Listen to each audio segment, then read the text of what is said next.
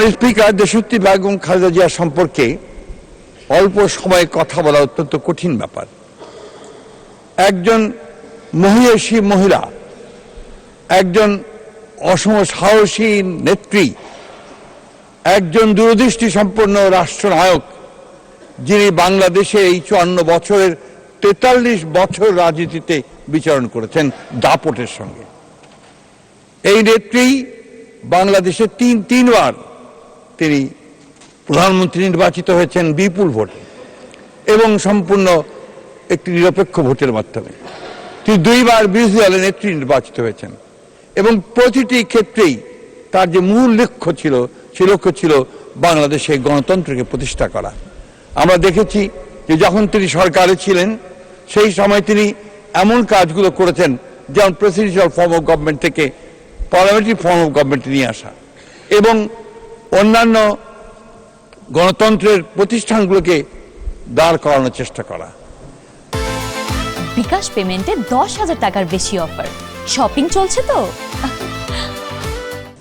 সংবাদপত্রের স্বাধীনতাকে নিশ্চিত করা, একই সঙ্গে রাষ্ট্রনায়ক হিসেবে তিনি বাংলাদেশের নারীদের উন্নয়নের ক্ষেত্রে একটা যুগান্তকারী ভূমিকা পালন করেছেন। তিনি মেয়েদের ক্লাস 10 পর্যন্ত লেখাপড়াকে অবৈতনিক করেছিলেন এবং মহিলাদের ক্ষমতায়নের জন্য তিনি অনেক কাজ করেছিলেন। আমি বেশি কথা বলবো না, আমি শুধু কয়েকটা কথা, যখন তিনি প্রধানমন্ত্রী ছিলেন তিনি যে কাজগুলো করেছিলেন তার কিছু না বললে আমি মনে করি যে অবিচার করা হবে। তিনি প্রাথমিক শিক্ষাকে বাধ্যতামূলক করেছিলেন, যেটা একটা যুগান্তকারী পদক্ষেপ ছিল এডুকেশনের ক্ষেত্রে। উন্মুক্ত বিশ্ববিদ্যালয় ও জাতীয় বিশ্ববিদ্যালয় এই দুটি তারই হাতে তৈরি করা হয়েছিল এবং একই সঙ্গে বেসরকারি খাতে বিশ্ববিদ্যালয় এবং মেডিকেল কলেজের অনুমতি তিনি দিয়েছিলেন। তিনি কৃষকের ভাগ্য পরিবর্তনের জন্য 5,000 টাকা পর্যন্ত কৃষি ঋণ সুদ সহ মকুব করেছিলেন, 25 বিঘা পর্যন্ত জমির খাজনা মাফ করে দিয়েছিলেন। একই সঙ্গে তিনি আমাদের মুক্ত বাজার অর্থনীতিকে সামনে এগিয়ে নিয়ে যাওয়ার জন্য তিনি অনেকগুলো ব্যবস্থা গ্রহণ করেছিলেন। তার মধ্যে একটি ছিল আমাদের আপনার রেভিনিউ আর্ন করার জন্য ভিএটি, এটা ছিল তার করা, এবং বিনিয়োগকে মুক্ত করে দেওয়া বেসরকারি খাতে, যেটা আমাদের অর্থনীতির যুগান্তকারী পদক্ষেপ রেখেছিল।